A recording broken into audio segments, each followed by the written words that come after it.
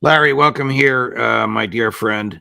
So over the weekend, somebody, probably Ukrainians, pressed the button after the Americans programmed it, sent a cluster bomb to a beach in Sevastopol and killed children, and I think 5 or 6 is the number now, Right. and 100 or so wounded.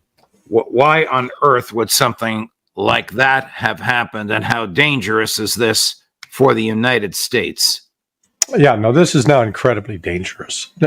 Let's be clear that this is not the first time that Ukraine has fired off Western supplied armaments, rockets, missiles, mortars, artillery rounds that have killed civilians in Russia.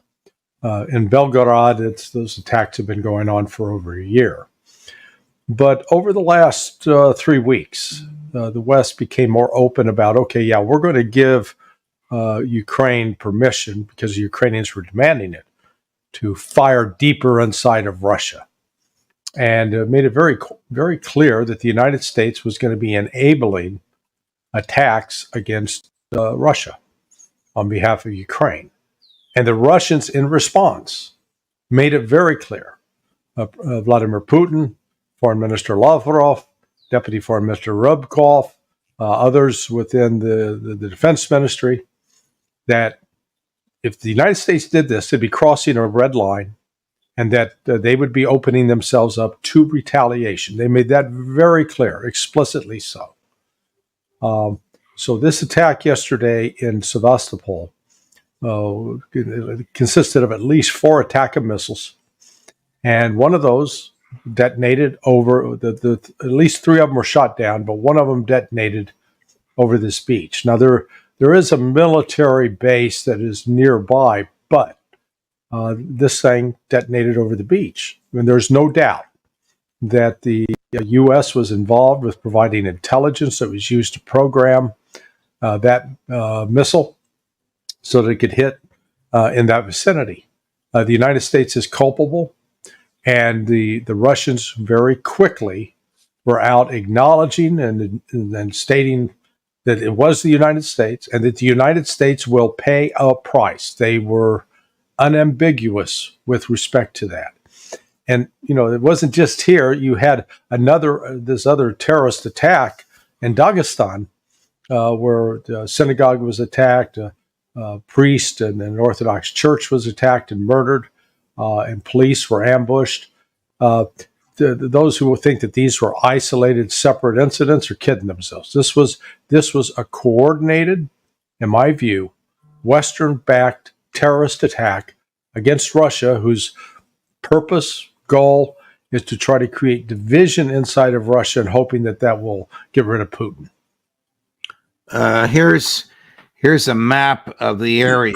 You can see the Belbek Air Base in red, and then you can see the beach struck by the cluster bomb. Right. I mean, aren't cluster bombs illegal under international law, or are they illegal for everybody but the U.S. and its vassal states? Yeah, it's supposed to be, not be, shouldn't use them. And, what makes this, and there's a video out, you can see it, that when that munition goes off, it's, pop, pop, pop, pop, pop, pop, pop, pop. These going off, and they create shrapnel. And again, there is no justifiable military reason in the world to target people who are out on a beach trying to swim in the Black Sea, wearing bathing suits, not ninja gear, and they're not carrying weapons. The biggest weapon is a kid's got a shovel and a sand pail, and it's a small, tiny thing. So this has created justifiable outrage in Russia, and I expect at a minimum Russia will they'll either declare a no-fly zone for military aircraft over the western half of the Black Sea, or they'll just start shooting down U.S. drones, the Global Hawk, the G3, G4. Those could come down, or they may just go ahead and start downing the aircraft. There are other fixed wing aircraft that U.S. personnel fly. Like one's called the Rivet Joint. It's a KC-135. And on top of this, over the past 3 weeks, the United States has been sending B-52s and other combat aircraft flying up to the border of Russia and then getting turned around. These are the kind of provocations. Russia's done that kind of thing in Alaska, but they've never done it off the coast of the United States. If Russia was doing that off the coast of, say, San Francisco, Los Angeles, or New York, we would be furious. And American politicians would be clamoring for the Department of Defense to shoot down those aircraft, to stop it. So I come back to this. The United States lives in this fantasy world where we do unto others that which we don't want done unto us. Do you think that the Russians will attack American personnel involved in the construction, manipulation, programming, use of this equipment, whether it's in Poland, Romania, or Ukraine? Wherever the Americans are, the FSB knows it. Yeah, the potential for attacks in both Romania and Poland are now high. And again, I think the Russian response is still going to be measured but firm. They're going. They will take out assets that are, let's say, within their territorial reach. So if it's inside Ukraine, before they ratchet up and go into Romania or Poland, they up to this point, the West doesn't believe Putin. They think he's bluffing. He's just talking. He's not going to do anything. Russians are going to do something. I don't know if it'll be today, tomorrow. I think it'll be this week for sure. And it's going to, I think it's going to provoke howls of outrage in Washington and in London. How dare they? Well, we started this, and I think Russia's going to finish it.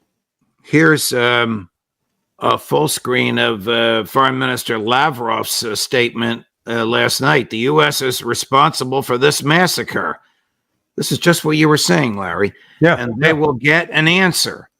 All flight missions for American ATACMS missiles are programmed by American specialists based on their own U.S. satellite intelligence data. Therefore, the responsibility for the deliberate missile strike against the civilian population of Sevastopol lies primarily with Washington, which supplied this weapon to Ukraine, as well as with the Kyiv regime, from whose territory this strike was launched. Such actions will not go unanswered. Sergei Lavrov, Foreign Minister of Russia.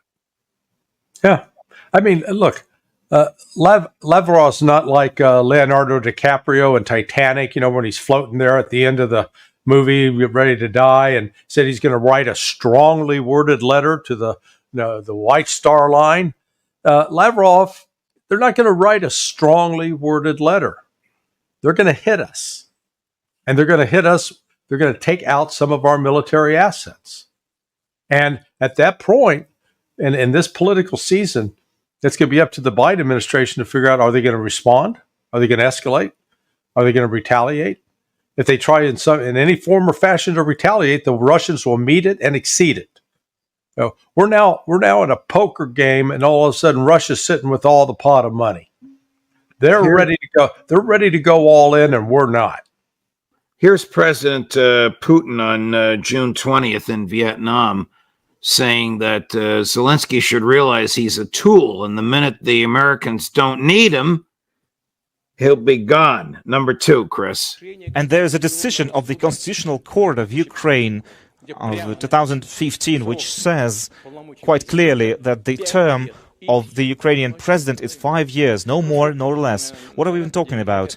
In the West, I think they just don't want. The West just doesn't want to change a president for a different figure. It's obvious that they have their hands full with other things, and it's Zelensky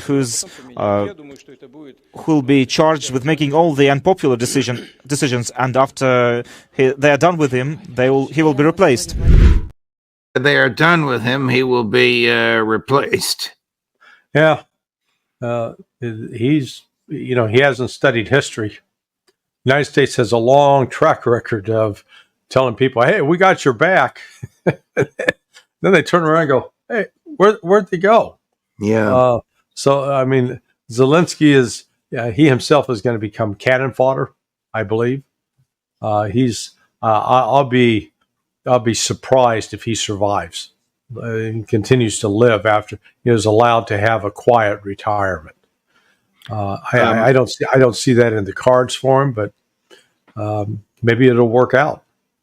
Before the attack on the beach in Sevastopol, you and I were going to talk about a piece that you wrote on your Sonar 21 website about how the United States is really, really, really running low on munitions, partly because now Biden has put not Israel, but Ukraine at the head of the line.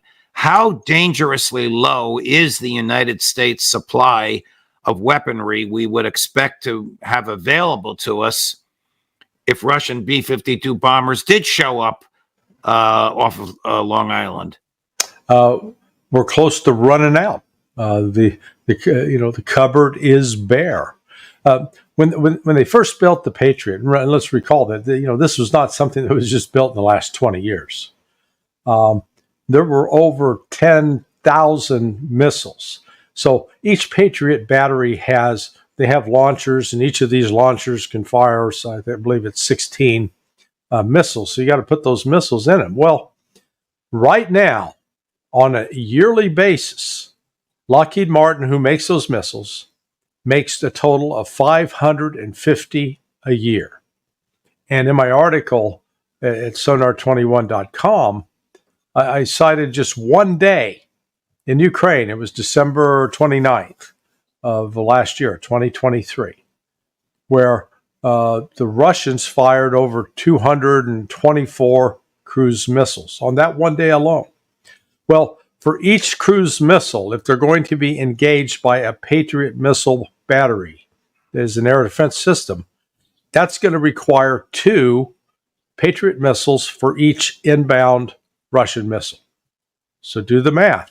Right there on that one day, Ukraine would have used up 448 Patriot missiles, which is 90% of what Lockheed Martin produces in a year.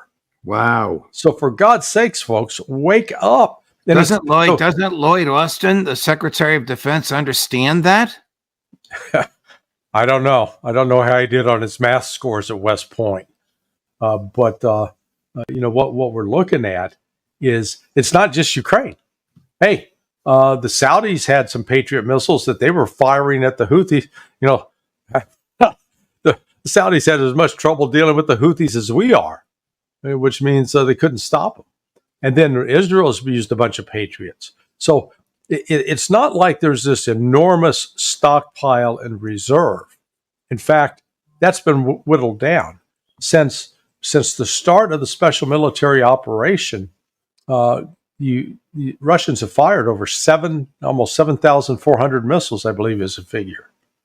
Well, if the Patriot was involved in trying to defeat all of those, we're talking almost 15,000 missiles, which basically would represent almost the entire inventory of what the United States has in place.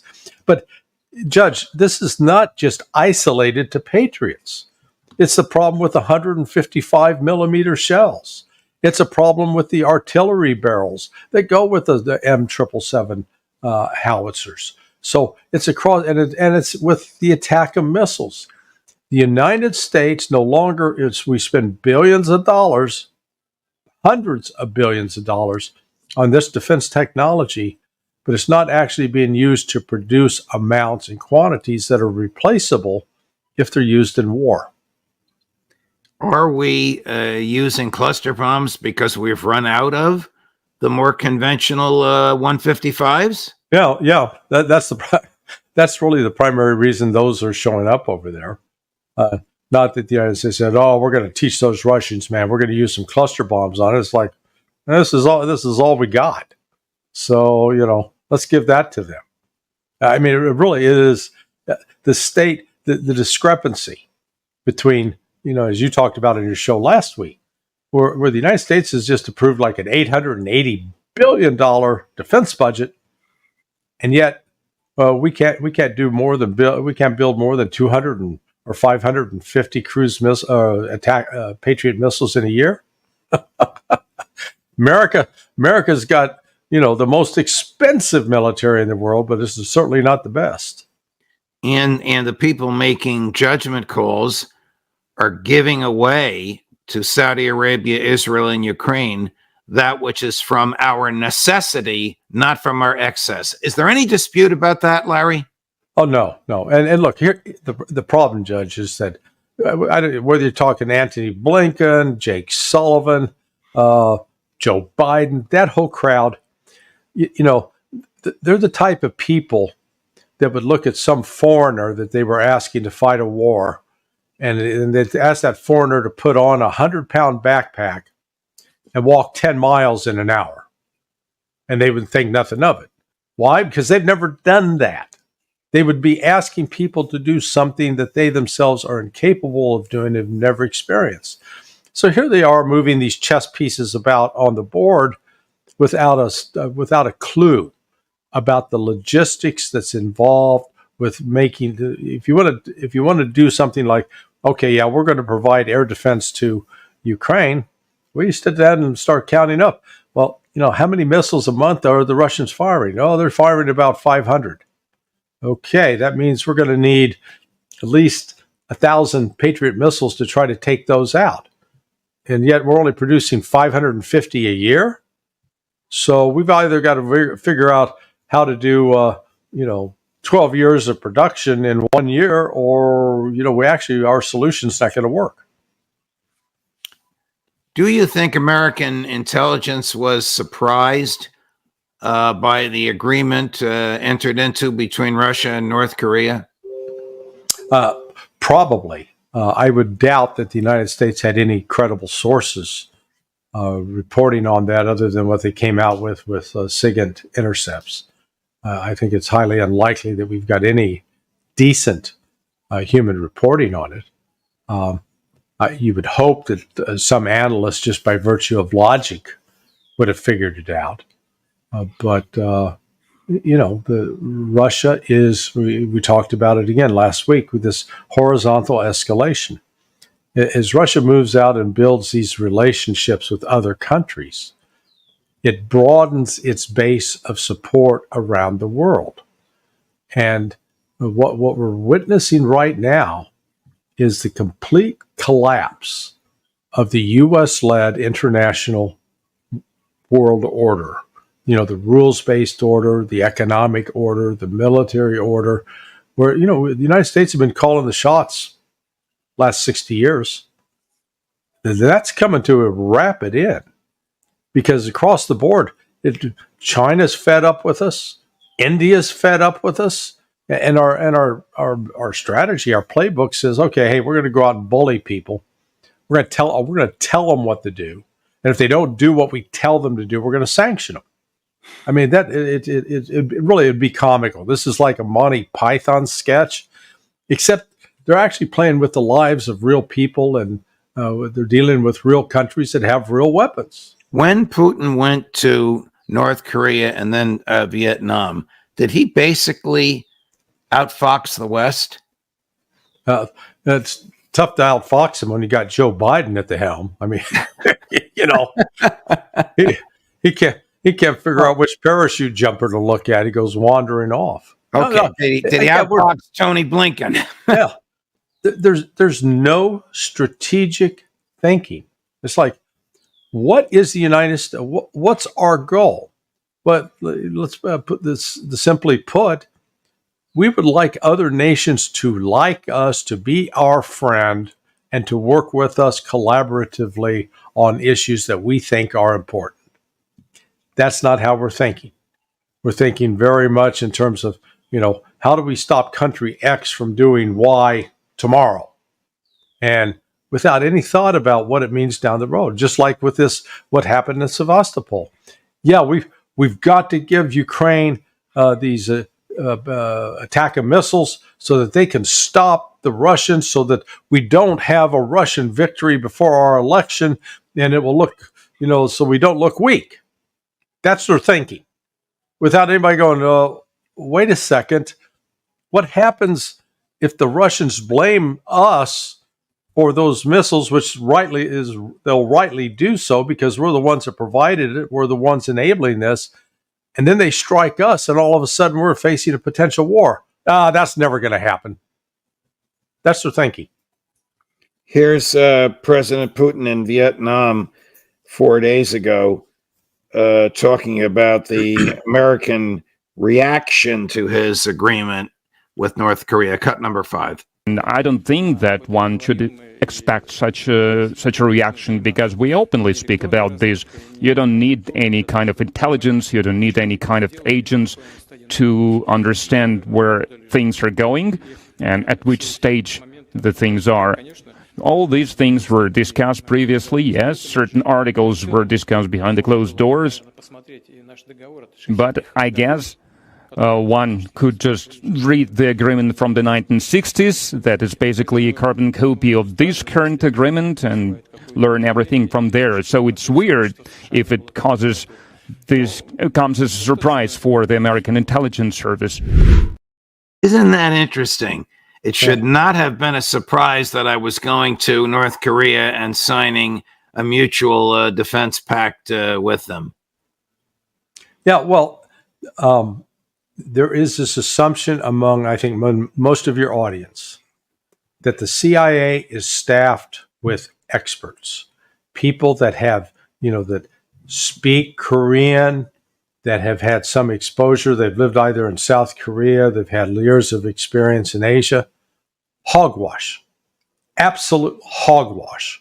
I interviewed another former CIA officer, a friend, Robert Baer, who was, he really had he's written several books, and he was very active on the DO side. And we both started talking about the same thing, which is it is remarkable that at the CIA, they put more importance upon people getting, quote, management experience, whether or not they actually speak the language. And ditto for the U.S. military.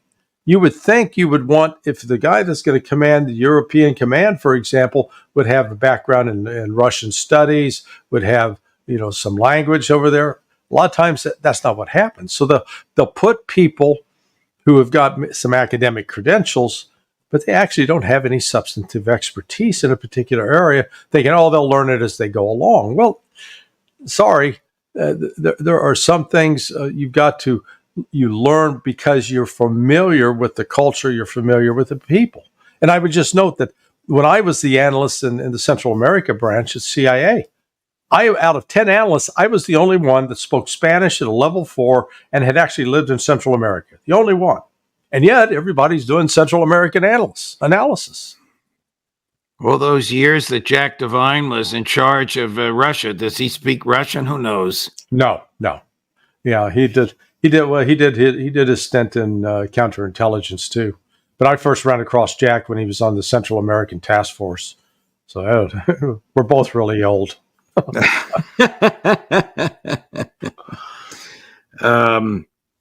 This was before the attack on the Sevastopol beach, but here's President Putin on the use of South Korean weapons in Ukraine targeting Russia. Cut number 1.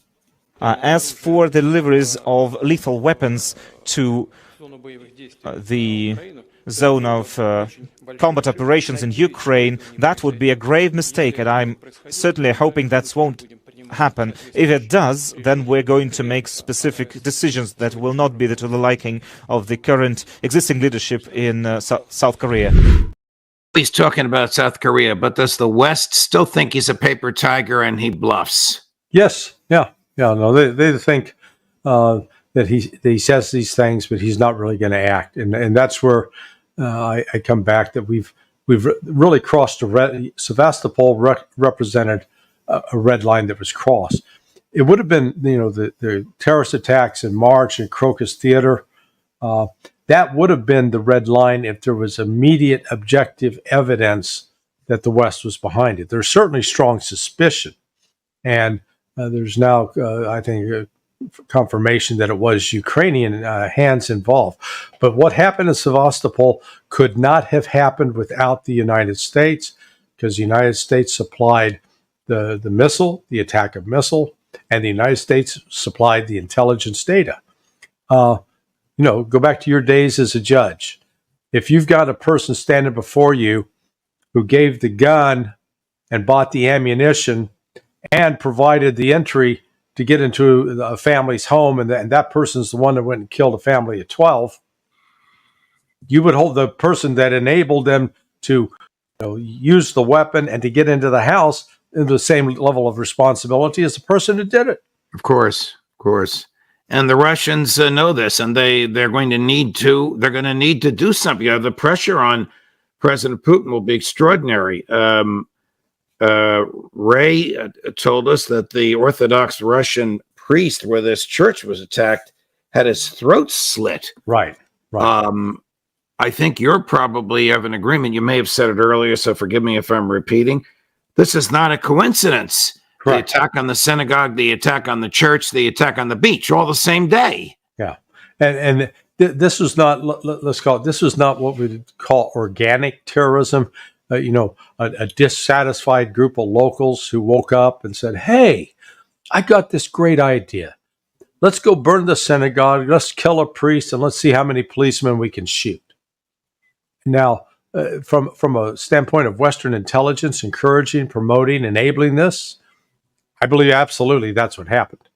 I don't think that this was something where they just learned that the CIA or MI6 learned about it incidentally and go, well, that would be bad, but we're not going to warn anybody. No. I think there was definitely foreign intelligence assets involved with this. And Russia's certainly going to pursue it from that standpoint. And again, the broader strategy is we want to create so much chaos in Russia domestically that it will weaken their ability to carry out the military attacks against Ukraine, and it will potentially force Vladimir Putin from office. I mean, this is what's so crazy about it, Judge, that we've got it so personalized that, boy, if we just get rid of Vladimir Putin, all our problems will be solved. I mean, good Lord. Larry, thank you very much, my dear friend. As I say all the time, no matter how horrible are the subjects which we discuss, your analysis and your knowledge is extraordinary and deeply appreciated. Who knows how this will play out by the time we meet next with McGovern on Friday, but we'll see, and we'll see you both then. We'll have something to talk about, I'm sure. We sure will. Thank you, my dear friend. All right, bye. Thank you.